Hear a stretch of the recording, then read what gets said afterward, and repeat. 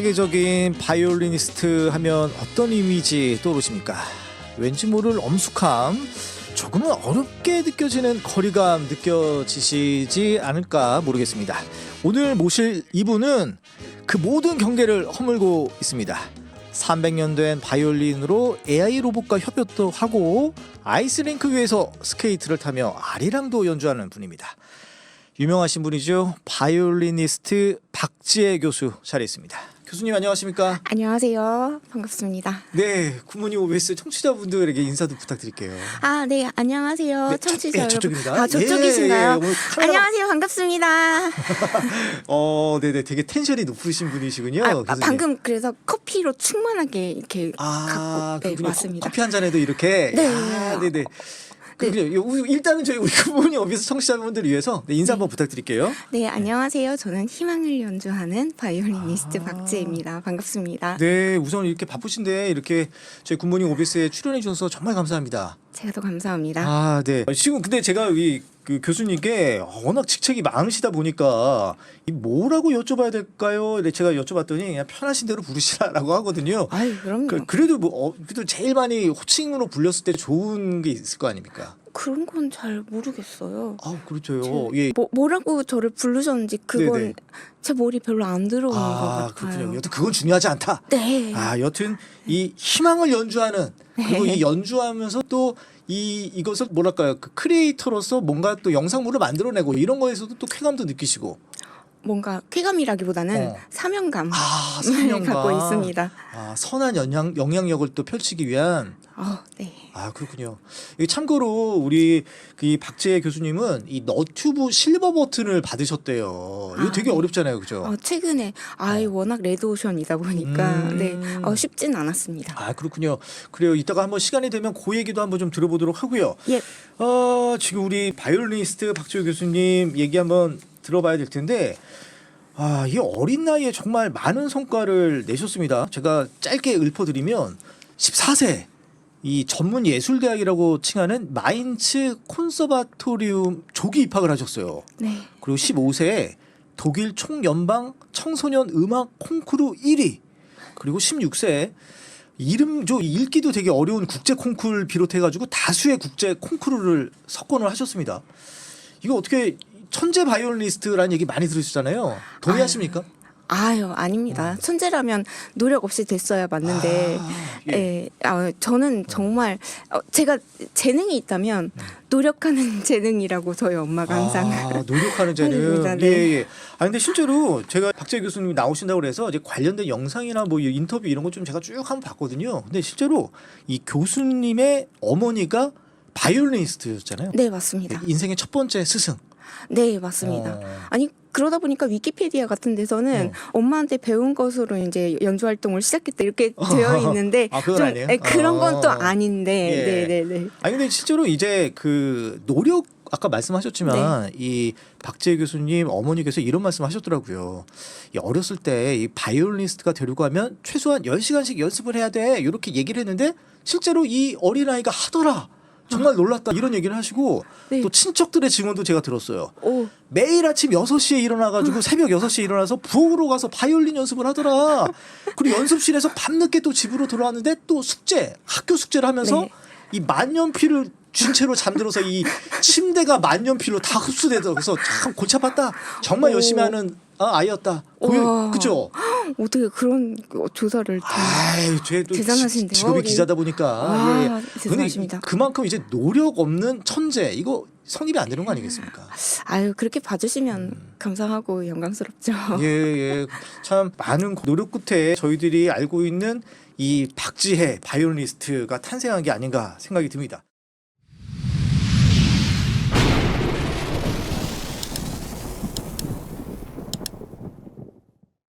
그런데 이렇게 뭐 옛말에는 이제 고수는 뭐 장비를 탓하지 않는다 이런 얘기가 있잖아요.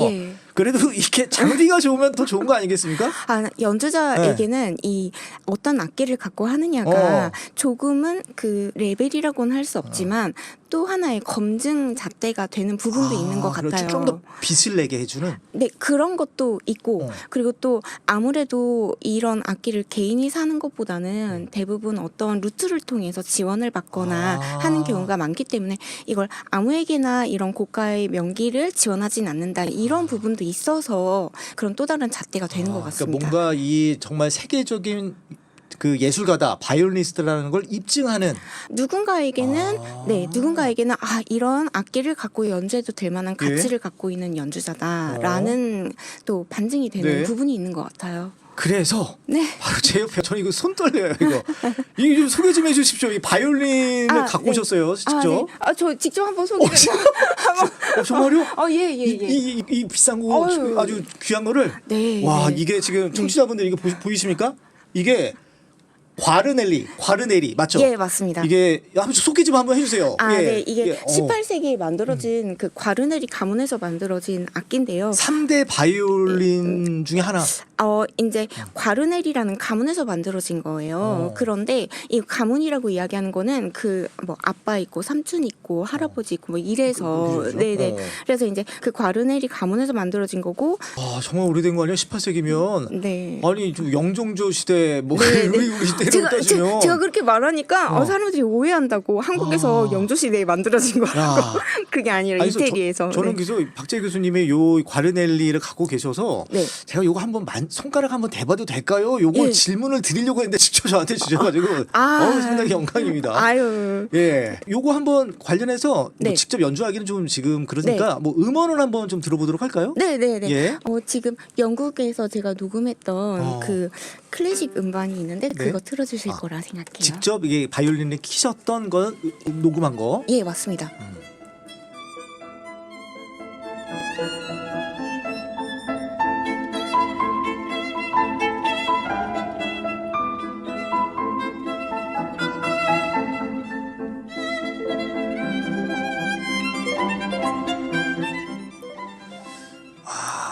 이 선율이 좋다라고는 말씀을 드리겠지만 저는 솔직히 다른 거하고 뭐 차이는 모르겠어요.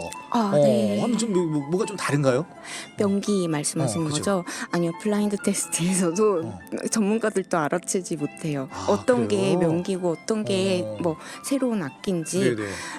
그래서 사실은 제가 이제 오늘 다양하게 말씀을 해 주실 거라고 알고 왔는데 예. 이런 AI와 융합하거나 이런 부분에서 탐구를 지속하는 이유이기도 합니다.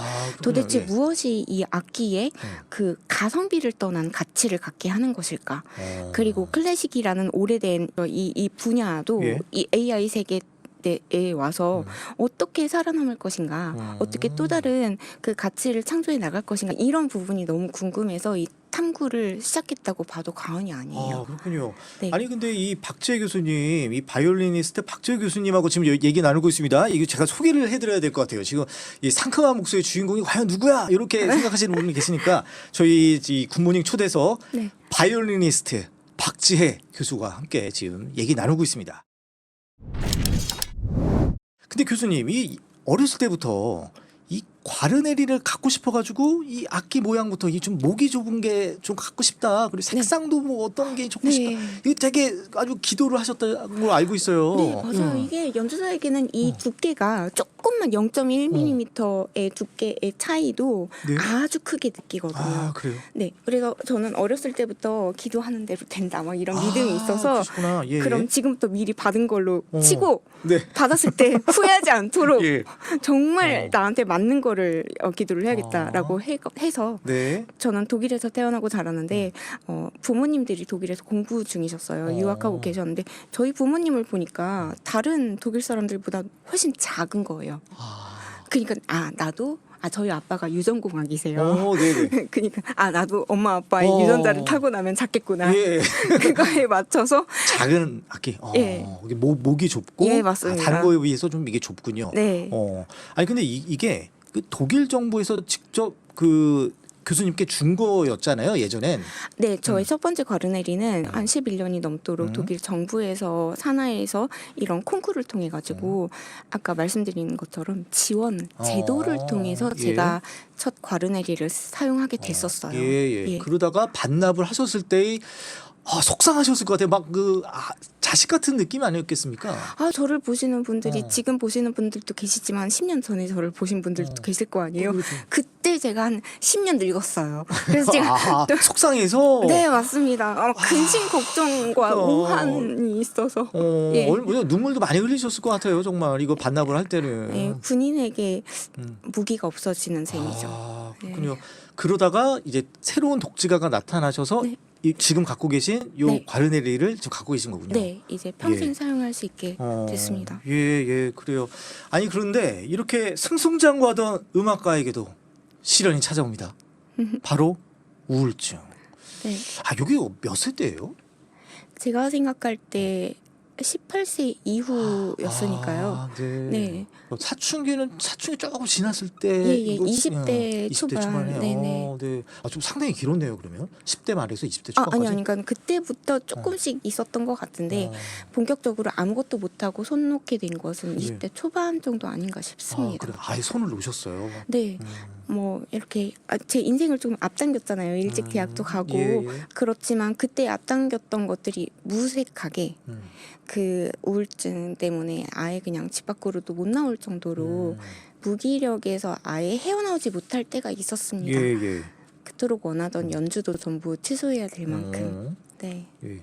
아니 그러면 어떻게 극복을 했을까? 그것도 참 궁금하긴 합니다. 그게 참 아이러니하게도요. 저를 아프게 만들었던 것도 음악이지만 또 저를 살렸던 것도 음악이기 때문에 저는 희망을 연주한다라고 감히 그렇게 말씀을 드리고 예. 그리고 그 말씀은 항상 저 스스로에게 잊지 말으라고 하는 선언과도 같다고 생각을 해요. 예. 제가 진짜 힘들었을 때 왜 사람이 이렇게 건네는 위로로 와서 내 걸로 소화가 돼야 이게 내 거가 되는 것인데 그렇죠, 그렇죠. 정말 우울증에 빠져 있는 사람한테는 그 위로가 위로처럼 안 와닿아요. 그걸 내 위로로 소화시킬 힘도 아예 고갈돼 버리더라고요. 예. 근데 그때 이 음악이 저한테 정말 그 마음으로 들린다는 거를 제가 산 증인처럼 겪게 되었어요. 예. 아무 말 없이 저한테 와서 어깨 토닥여주고 괜찮다고 그리고 함께 울어주기도 하고 이런 거를 다 해줄 수 있는 게 이 음악이라는 언어더라고요. 네, 그렇군요. 그렇게 좀씩 제가 치유를 하기 시작했습니다. 음. 저를 아프게 하기도 했던 음악으로. 그렇군요. 네. 근데 그러기에는 브릿지랄까요? 네. 어머니의 역할도 많이 컸던 거고 제가 들었어요. 엄마는 기도, 그야말로 기도. 그냥 끊임없이 나를 포기하지 않고 지금도 누군가가 기도하고 있다라는 사실은 스스로를 포기했던 저한테 그 마지막 한 가닥에 좀 희망이 되어줬던 것 같기도 합니다. 예, 예. 참 그러한 시련을 또 극복하고 또 연주회 장에 섰을 때 네. 그때는 느낌이 정말로 새로웠을 것 같아요. 완전 초심으로 돌아가셨을 것 같습니다. 교회였는데요. 그래요? 네, 저는 그냥 찬송가라는 선율은 굉장히 단순하잖아요. 그런데 이 찬송가에 제가 받았던 그 위로를 좀 녹여내보고 싶었어요. 저는 편곡이란 걸 한 번도 해본 적이 없는데 예. 그때 처음으로 내가 경험한 음악을 사람들한테 듣게 해주기 위해서 단순한 선율을 좀 다르게 변주하는 작업을 통해서 좀 편곡이란 걸 시작을 했는데 그때 그 편곡한 노래를 갖고 아무도 제 연주를 기다리는 곳이 아니잖아요. 사실 예배라는 것은 교회는.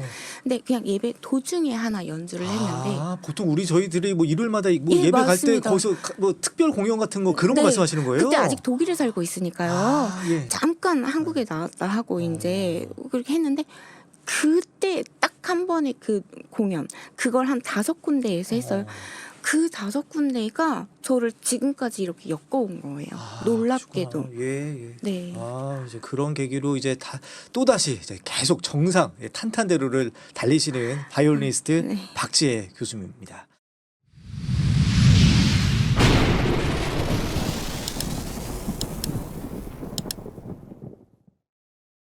아, 교수님. 근데 이렇게 음악가로서의 예술가로서의 삶도 아주 승승장구하고 계시지만 최근에는 또 꽤 오래전부터 이 강연자로의 삶도 되게 아주 그 스포트라이트를 많이 받으세요. 감사하게도 예. 네. 그 우리들이 많이 알고 있는 테드에서도 강연도 하셨잖아요. 네. 예. 한번 좀 에피소드 좀 많이 있죠. 에피소드 정말 많죠. 그런데 제가 그 백스테이지에 갔는데 갑자기 이제 막 왓츠업 하고 이제 지나가는 거예요. 근데 뭔가 누가? 막 제가 얼굴이 안 보일 정도로 너무 거대해가지고 얼굴이 좀 큰 사람인가? 네, 맞아요. 그래서 보니까 페네플렉. 그리고 예. 제가 제 순서 들어가기 직전에 그 테드의 CEO 예. 크리스 앤더슨이라는 분이 오셔가지고 아무래도 공연으로 마지막을 장식하고 싶어서 원래 제가 마지막에 두 번째였거든요. 근데 좀 순서를 바꿔서 하자. 그러면서 이제 옆에 그 마지막 순서였던 분하고 바꿔주셨어요. 순서 대기실에서. 바꾸셨구나. 네네. 예.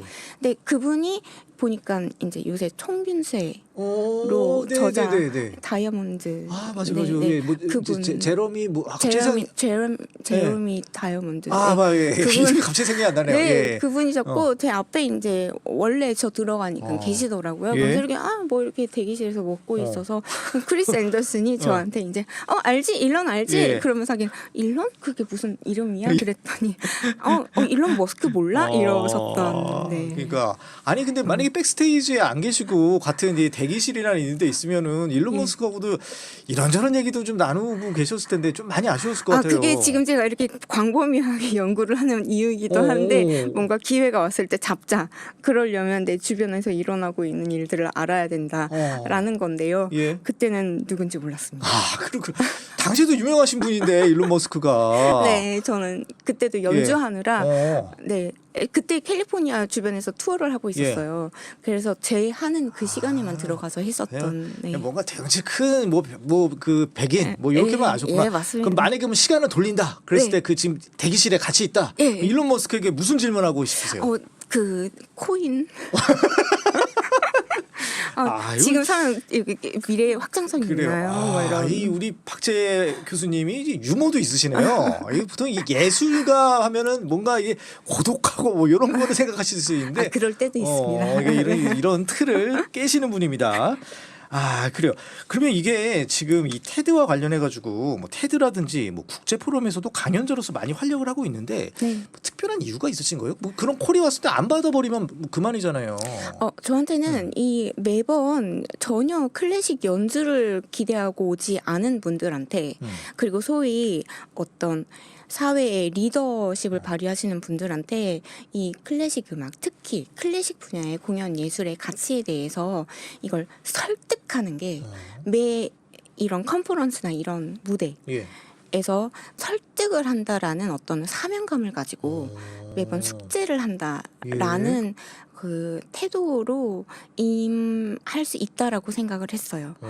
그렇기 때문에 그 매 공연 또 매 강연을 준비하는 게 저에게는 또 다른 저를 발전시키는 자기 개발의 일환이라고 생각을 했습니다. 물론 교류도 중요하지만요. 우리 지금 바이올리니스트 박지혜 교수님과 함께 얘기 나눠보고 있습니다. 그렇다면 계속 지금 교수님이 말씀하시는 중에 연구라는 단어를 많이 쓰세요. 그랬나요? 네네. 그거 제가 지금 몇 단어를 지금 포착을 했는데 예. 그렇다면 이번에는 박재 교수님의 어떤 새로운 도전에 대해서 좀 얘기를 나눠보고 싶은데 예. 이거 진짜 대단하세요. AI와 함께하는 또 클래식 공연도 하시고 네. 뭐 3차원 가상 공간이 이 메타버스를 구현한 공연장도 만들고 그리고 이렇게 첨단 기술을 활용해서 새로운 도전을 시도하고 계십니다. 네. 이 매력이 뭡니까? 이 AI 이 첨단 기술이. 일단 이렇게 비싼 악기를 갖고 사용하는 연주자는 그렇게 가치를 인정받지 못한다라는 약간 아이러니가 저한테는 좀 이론상 성립이 되지 않고요. 예. 그래서 연주자가 이 사회에서 그냥 번외로 존재하는 게 아니라 사회의 번외로 존재하는 게 아니라 실질적으로 이 사회 속에 침투해서 뭔가 할 수 있는 영향이 있지 않을까라는 생각이 있습니다. 그리고 무엇보다 대한민국은 어떤 일부 콩쿠르에서는 대한민국 국적은 국제 콩쿠르는 출전을 하지 못하게 금지할 어. 정도로 인지증이 두꺼운데 예. 이런 대한민국에서 만약에 이렇게 널려 있는 AI 기술을 접목해서 새로운 가치를 창조하지 않는다면 저의 직무유기라고 생각을 했습니다. 직무유기다. 21세기를 살아가는 연주자로서. 야, 왠지 뭐 정치권으로 나가신 것 같은 발언 같기도 하고요. 예, 그런가요? 농담입니다. 아닙니다. 예. 아니 근데 그래요. 그 교수님 더 말씀해 주세요. 그래서 어떻게 하면 이런 부분을 좀 사람들을 설득할 수 있을까? 그리고 무엇보다요. 진짜 중요한 부분이 클래식 음악은 거의 90% 이상이 저작권이 소멸되어 있습니다. 예. 그러니까 AI를 학습시키는 데 있어서 AI를 하게 하는 가장 중요한 건 데이터인데 그 데이터 학습시키는 그 데이터가 아예 아무런 저작권이 없이 소멸되어 있다는 거 그리고 무엇보다 이걸 따로 어떤 네. 작업을 하지 않아도 전 세계적으로 이 너무 잘 알려진 가치 있는 음악이다. 반면에 케이팝이나 팝송 이런 걸 학습시키는 데 있어서는 그 저작권 때문에 예. 천문학적인 소송이 걸려 있고 그렇거든요. 무단으로 학습시켰다는 것 때문에. 그래서 원소스를 갖고 했을 때 가장 마진율이 크게 일어날 수 있는 부분이다라는 생각도 들었고요. 그렇기 때문에 저는 클래식을 가지고도 접근할 수 있는 부분이 굉장히 광범위하고 미래에 가치 있는 신산업 발굴에 미래가 매우 밝다라고 그렇게 생각을 했습니다. 와, 그러니까 지금 보이는 라디오로 보시는 분들 보시겠지만 지금 사진 있거든요. 저 지금 AI와 같이 공연을 하고 있는 모습이잖아요, 저게. 예, 맞습니다. AI 로봇과 저희가 이게 한국콘텐츠진흥원에서 예. 그러니까 문체부 산하에 있는 기관이죠. 제가 스타트업을 설립을 하고 예. 가장 처음으로 공식적인 자금이라고 해야 되나? 붙고 네네네. 네, 지원을 스폰을 받아서 예. 네네, 선정이 되어서 공식적으로 저희가 가서 이렇게 네. 제안하고 이렇게 해가지고 수주를 받아서 이렇게 했던 건데요. 예. 다른 사진들도 있을 거예요. 그래서 100대의 인공지능 로봇과 예. 인간이 세계 최장 시간 콜라보 공연을 한 저 바이올린도 저희가 만들었어요. 그래서 첼로도 저희가 만든 거고 해서 지휘자도 있고요. 같이 콜라보 공연했던 장면입니다. 저희들이 클래식이라고 하면 뭔가 클래식이라고 하는 틀에만 박혀 있기 마련일 텐데 이렇게 AI와 접목된 연주까지 하시나니까 정말 참 신비롭습니다. 아니 저희 지금 이 박재 교수님하고 지금 얘기 나누고 있는데 이거 정말 드리고 싶은 것도 정말 많거든요. 지혜 아리랑에 대해서도 여쭤보고 싶고 열어보고 싶은데 지금 시간이 없어요. 네. 그럼 두 가지만 여쭤보겠습니다. 네. 꼭 서보고 싶은 무대 뭡니까? 서보고 싶은 무대. 라기보다는 저는 서보고 싶은 공간은 있습니다. 그래 어디입니까? 메타버스. 다이아몬드 버튼을 받은 채널. 를 운영해보고 싶습니다. 알겠습니다. 네. 그 지금도 우리 유튜브 좀 찍고 계시니까 이거 저희 오늘 한 거 올라가는 거죠 영상에? 네, 최대한 저도 나름 제가 할 수 있는 한 우리 예. OBS 라디오 예. 네, 홍보하도록 아유 하겠습니다. 감사합니다. 그럼 끝으로 우리 박재 교수님, 우리 오늘 첫 출연이시고 우리 한번 청취자분께 마지막 인사 부탁드릴게요. 마지막 네. 포부와 함께 뭐가 있을까요? 앞으로 혹시라도 어디선가 뭐 바이올리니스트 박지혜라는 이름을 얼핏이라도 보신다면 좀 많이 응원과 예. 그리고 네, 격려 보내주셨으면 정말 좋겠고 그리고 또 이 박지혜라는 사람이 AI랑 뭔가 한다 그렇게 AI 퍼포머다라는 예. 그걸로 국한되기보다는 그런 거를 활용해서 매 순간마다 새로운 가치를 창조해 나가고 있구나 그리고 이렇게 오래된 장비를 가지고 예. 사는 사람도 새로운 가치를 저렇게 창조하기 위해서 열심히 고군분투하고 있구나 나도 해봐야겠다 이런 동기부여를 도전을 받으셨으면 정말 좋겠습니다. 알겠습니다. 네 여기까지 얘기 듣도록 하겠습니다. 지금까지 바이올리니스트 박지혜 교수였습니다. 고맙습니다. 감사합니다. 뾰로롱. 이번 영상도 마음에 들으셨다면 여러분의 구독과 좋아요 그리고 따뜻한 댓글까지 남겨주고 가주시면 정말 큰 힘이 됩니다. If you enjoyed this video, please don't forget to subscribe and like. And if you leave a comment, It would be huge support to me. Thank you so much.